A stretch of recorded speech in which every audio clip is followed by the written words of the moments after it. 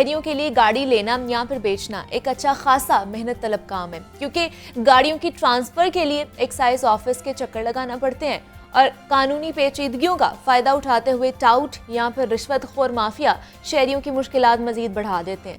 लेकिन अब महकमा एक्साइज पंजाब ने बायोमेट्रिक वेरिफिकेशन सिस्टम लागू करने के लिए तैयारियां मुकम्मल कर ली हैं अपनी, और एक्साइज दफातर में मशीनें भी नस्ब कर दी गई हैं और सिस्टम की चेकिंग का निज़ाम मुतारिफ करवाया जाएगा और सारा प्रोसेस बायोमेट्रिक होगा। यानी कि कल 13 जनवरी को बायोमेट्रिक सिस्टम का बाकायदा आगाज कर दिया जाएगा और जिसके बाद से अब गाड़ियों की ट्रांसफर रजिस्ट्रेशन बायोमेट्रिक सिस्टम के तहत ही होंगी। तो ये सिस्टम कैसे काम करेगा, शहरियों और महकमा एक्साइज को इस सिस्टम से क्या फ़ायदा पहुंचेगा और शहरी इस निज़ाम से कैसे मुस्तफ़ीद हो सकेंगे, इस पर आज हम बात करेंगे। हमारे साथ इस वक्त मौजूद हैं डीजी एक्साइज हैं रिजवान अकरम शेरवानी साहब और उनके साथ मौजूद हैं नुमाइंदा लाहौर न्यूज़ राहिल अली। सर, मैं आपको भी खुश आमदीद कहती हूँ और राहिल आपको भी खुश आमदीद कहती हूँ। सर, आप इसे स्टार्ट कर लेते हैं। जैसे मैं बताई थी कि कल से जो नया सिस्टम है ट्रांसफ़र और वेरिफिकेशन का उसको मुतारिफ करवाने जा रहे हैं, आगाज़ भी हो जाएगा बाकायदा से। हमारे देखने वालों को बता दें कि गाड़ी की मुंतकली के लिए मतलब बायोमेट्रिक आखिर क्यों ज़रूरी है? जी, एक तो ये कि गाड़ी जब आप बेच देते हैं और अगर बेचने के बावजूद अगर आपके नाम पे है तो उसकी काफ़ी नेगेटिव इम्प्लिकेशंस आप ठीक है। नंबर वन, जो अगर किसी टैक्स अथॉरिटी को किसी को टैक्स के सिलसिले में नोटिस भिजवाना है तो वो आपके नाम पे आएगा। वो लोग समझेंगे कि जी जो इनकम टैक्स अथॉरिटी है वो समझेंगे गाड़ी आपके नाम पे जब तक कि गाड़ी ट्रांसफ़र नहीं होती। दूसरा, उसकी नेगेटिव इम्प्लिकेशन ये है कि अगर आपकी गाड़ी लाहौर में जा रही है तो सेफ सिटी के कैमरा के अंदर आ जाती है, कोई ट्रैफिक वायलेशन होती है तो वो चालान आपके नाम पे आएगा। बिल्कुल ऐसे। तीसरा ये है कि अगर किसी क्राइम के अंदर वो गाड़ी इन्वॉल्व हो जाती है तो वो भी आप ही के पास आएंगे पुलिस वाले इन्वेस्टिगेशन करने के लिए सबसे पहले। तो इसलिए सब लोगों के मफाद में ये है कि जैसे ही गाड़ी बेचें उसको फौरी तौर पर ट्रांसफ़र कर लें, उसी दिन ट्रांसफ़र करवाएं। अगर वो आप ट्रांसफ़र नहीं कराएंगे तो ये तीन जो कम से कम चीज़ें जो हैं ये खुदा ना खासा किसी को भी फेस। लेकिन कितने दिनों में जो है ये गाड़ी बेचने वाले या खरीदने वालों को ट्रांसफर कराना पड़ेगा? लॉ में है कि मैक्सिमम विद इन 30 डेज आपने ट्रांसफ़र करवानी होती है और रिस्पॉन्सिबिलिटी होती है जो खरीदार है जो उसकी वो रिस्पॉन्सिबिलिटी। ठीक है। लेकिन होता ये है कि जो खरीदार है वो रिस्पॉन्सिबिलिटी तो उसकी है, लेकिन उसके चूँकि अपने मफाद में होता है कि गाड़ी वो ट्रांसफ़र ना करवाए क्योंकि चालान उसके पास नहीं आएंगे, कोई और इशू होगा तो उसके नहीं नाम पे नहीं होगा। तो इसलिए बहुत सारे लोग इसको ड्रैग करते हैं डॉक्यूमेंट्स को लेके 2-3 महीने 2-3 साल तक कई लोग जो है वो ट्रांसफ़र नहीं करते। तो आपने एक लफ्ज़ सुना होगा ओपन ट्रांसफ़र लेटर पे जाए। तो ओपन ट्रांसफ़र लेटर पे चलने का मतलब ये है कि गाड़ी पिछले ओनर के नाम है और चला आप रहे हैं और जो भी पेचीदगियाँ होंगी, जो भी टेंशन होएगी वो पिछले वाले को भुगतना पड़ेगी। राहिल, मुझे आप बताइएगा ये सिस्टम क्यों इतना ज़रूरी था? दूसरा, शहरियों को क्या क्या फ़ायदा होने वाला है इससे? देखिए, इसमें सबसे बड़ी मैं समझता हूँ कि महकमा एक्साइज की कामयाबी है कि ये सिस्टम की तरफ चले गए। एक तो इसमें बहुत सारी जालसाजी इसके अंदर इन्वॉल्व थी और शिरवानी साहब ने बताया नहीं, बहुत से केसेस का सामना करना पड़ता था। लोग गाड़ी बेच देते थे, बाद में कोई तनाज़ा होता था तो कहते थे हमने बेची नहीं है, हमारे साइन जाली हैं या हमने अंगूठे नहीं लगाए या ये चीज़ें, और उनको बड़ा फेस करना पड़ता था। शिरवानी साहब बैठे हैं। और दूसरा बात था बेनामी गाड़ियाँ, जो ये माफिया से जो अब चाहते थे कि हमारी आमदन या हमारी गाड़ियाँ शो ना हो, वो ओपन लेटर पे गाड़ियाँ चलाते रहते थे, वो अपने नाम करवाते नहीं थे, जिससे पता नहीं लगता था कि मेरे नाम पे कितनी गाड़ियाँ रजिस्टर्ड हैं। दूसरा, इससे एक महकमे को ख़जाने को भी नुकसान होता है कि आपने जब गाड़ी लेनी है उसको ट्रांसफ़र करवाएंगे तो पैसे आएंगे सरकारी ख़जाने में। जब आप 10-10 साल या 3-3 साल उसको ट्रांसफ़र ही नहीं करवाएंगे तो उसको रेवेन्यू को भी लॉस है कि आप अपने नाम गाड़ी नहीं करवाते। फिर क्राइम की सबसे ज़्यादा सिचुएशन जो है ख़राब थी।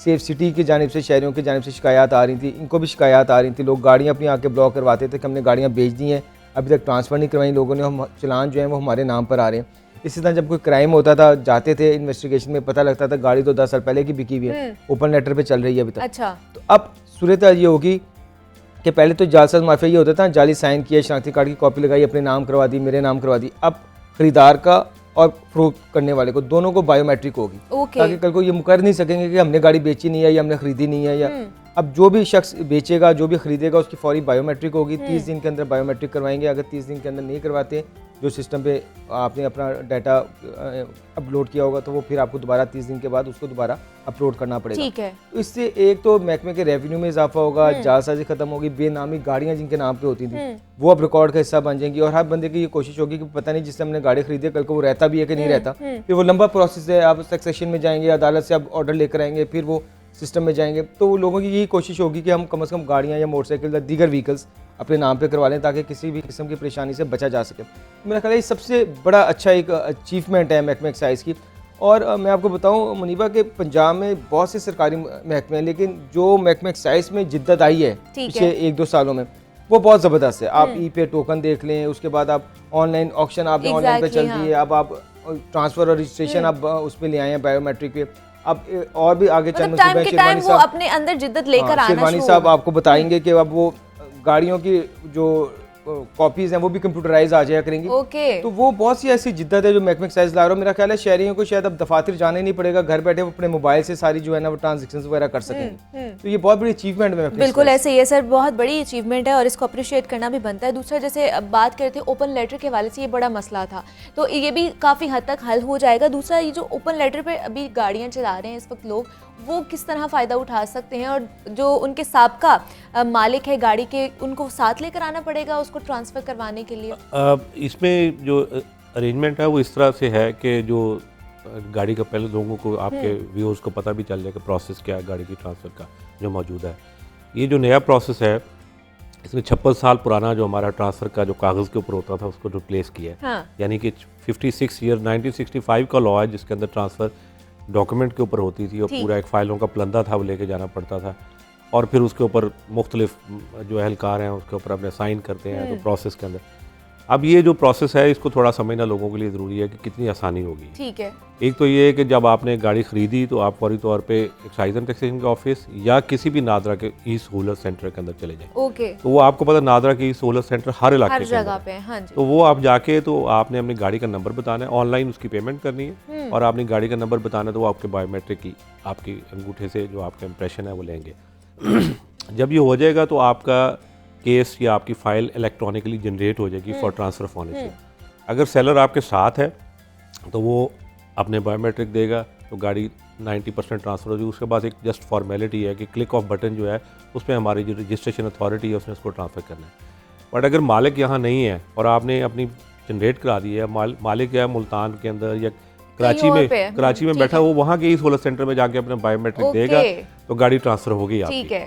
कोई फाइल नहीं चाहिए, कोई कागज़ नहीं चाहिए, कोई एप्लीकेशन नहीं चाहिए, इलेक्ट्रॉनिकली ट्रांसफ़र हो जाएगी आपकी। ऑनलाइन पेमेंट है, इलेक्ट्रॉनिकली आपके थंब इंप्रेशन है। मतलब ये तो बहुत आसान है कि उसको इतनी दूर चक्कर नहीं काटना पड़ेगा, यहाँ पर नहीं आना पड़ेगा मिलने के लिए। बिल्कुल बिल्कुल।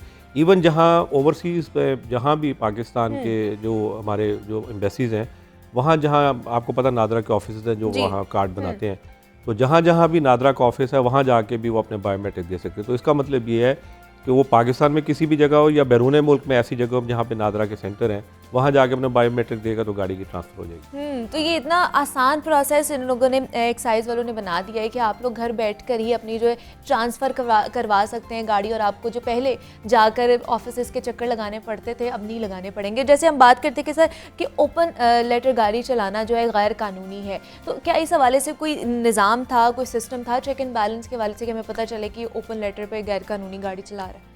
अब वो जो कानून के अंदर तो एक प्रोविजन थी जो जिसको मैंने जैसे अर्ज़ किया कि 30 दिन के अंदर अंदर उन्होंने उसको ट्रांसफ़र करवाना होता था। तो ये 30 दिन की जो लिमिट है उसकी लोग वायलेशन कैसे करते थे, वो लोग एक पेपर लेते थे और उस पर डेट नहीं लगवाते थे जो सेलर है। फिर हमने एक नया शुरू किया उसके रिप्लेसमेंट के तौर पे कि हमने ट्रांसफ़र डीड के पीछे डेट मेंशन कर दी और कहा कि 1 महीने के लिए ट्रांसफ़र डीड वैलिड होगी। उसका भी लोगों ने ये करना शुरू कर दिया कि वो ट्रांसफ़र डीड लेते ही नहीं थे और पिछली ट्रांसफ़र डीड है वो घर में रखी हुई है, तो 3 साल के बाद जब गाड़ी ट्रांसफ़र करानी थी तो फिर जाके रिक्वेस्ट करते थे बंदे कि मैं नई ट्रांसफ़र डीड लेके आ गया हूँ तो अब इसके ऊपर साइन कर दो। नए साइन हो जाते थे तो 400-500 रुपये की ट्रांसफ़र डीड थी। तो यानी 3 साल उसको अवॉइड करने के लिए लोगों ने अपने अपने तरीके बनाए हुए थे।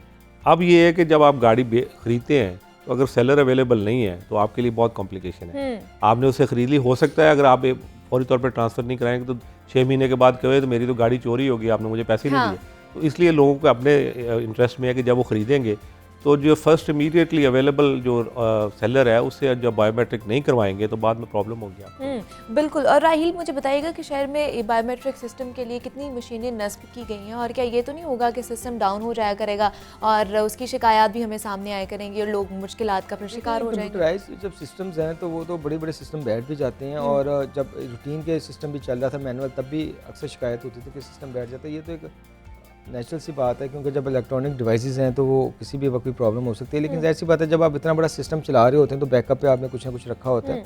अभी शेरवानी साहब, मेरा ख्याल है कि लाहौर समेत पूरे पंजाब में 150 मशीनें जो हैं वो लगाई जा रही हैं एक्साइज के दफातर में। ओके। बाकी नादरा के दफातर ई सहूलत सेंटर की मशीनें अलग हैं, वो पूरे पाकिस्तान में अवेलेबल है। अच्छा। तो लोग अगर ये सेंटर नहीं जाना चाहते, वो नादरा के ऑफिस चले जाएं, जो भी इनके लाहौर में दफातर हैं या पंजाब में जो डिस्ट्रिक्ट में दफातर हैं, वहाँ जाके अपनी बायोमेट्रिक करवा लेंगे। तो वहाँ से करवा लेंगे, अपने मोहल्ले में किसी सहूलत सेंटर से जाके वो अपनी बायोमेट्रिक करवा सकते हैं। अपना जो चलान जनरेट करना है वो मोबाइल पे भी चलान जनरेट जो है वो चीज़ें कर सकते हैं। तो आसानी तो बहुत ज़्यादा है। जिस तरह ई टोकन टैक्स इन्होंने लगाया था, मोबाइल पे आप अपना टोकन टैक्स जमा करवा सकते हैं, आप मोबाइल पे ई पे प्रॉपर्टी टैक्स वगैरह जमा करवा सकते हैं। तो सहूलत तो आवाम को बहुत ज़्यादा है इसके अंदर। अब जो ये अब सिस्टम ले आए हैं, शुरू में तो पेचीदगियाँ आती हैं, 4-5 महीने तो लगते हैं एक सिस्टम को चलने में, लोगों को समझने में, फिर उसके अंदर प्रॉब्लम्स भी आती हैं। लेकिन चंद प्रॉब्लम्स को देख के ये शोर मचा देना कि सिस्टम फ्लॉप हो रहा है, और ये एक माफिया है जो ये चाहेगा कि ये फ्लॉप हो। ठीक है। इनकी रोजगार लगा हुआ था इधर हाँ। से, लोगों की जाली गाड़ियां रजिस्टर्ड होती थी या जिनके पास नहीं होती थी डॉक्यूमेंट्स, उनके नाम पे गाड़ियां हो जाती थी। इवन कि एक बहुत बड़ा स्कैंडल था, शेरवानी साहब को भी पता है कि नॉन कस्टम प्लेट गाड़ियों का स्कैंडल होता था। तो ये सारी चीज़ें ऐसी होती थी कि अब ये रुकेंगी। जब ये चीज़ें रुकेंगी तो बहुत से लोगों की जो है वो प्रॉब्लम्स भी होंगी। हो सकता है वो उस निज़ाम के खिलाफ कुछ क्रिएट भी करें कि यार फ्लॉप हो रहा है, लेकिन अच्छा निज़ाम है। क्योंकि मैं तो एक्साइज की बीट करता हूँ, मुझे तो पता है कि लोगों को कितने प्रॉब्लम्स का सामना करना पड़ता था। अक्सर लोग हमारे पास ये आते थे कि जी हमने तो गाड़ी बेची नहीं, हमारी गाड़ी ट्रांसफ़र हो गई है या जालसाजी के ज़रिए ट्रांसफ़र करवा ली गई है। तो अब कम से कम इससे जो है ना वो छुटकारा मिल जाएगा। क्योंकि पहले तो ये होता था कि सेलर का और बायर का अगर आपके पास शनाख्ती कार्ड है, थम है, नहीं है, कुछ भी नहीं है, गाड़ी ट्रांसफ़र हो जाती थी। ठीक है। शेरवानी साहब को भी पता है, माफियाज बैठे होते थे। लेकिन अब ये चीज़ सारी कंट्रोल होगी, तो महकमे को भी जो है वो आसानी होगी, रेवेन्यू इनका जनरेट होगा, और आम पब्लिक के लिए बड़ी आसानी है जिनको बाद में अदालतों के चक्कर लगाने पड़ते थे कि हमारी गाड़ी जालसाजी के साथ जो है वो ट्रांसफ़र करवा ली गई है। इससे जो है ना महकमे को बहुत बड़ी जो है वो आसानी होगी। सिस्टम का जहाँ तक है बात, तो सारी चीज़ें देख कर इन्होंने सिस्टम बनाया। तो पीछे बैकअप जरूर रखा होगा आपने, बिल्कुल ऐसे ही है।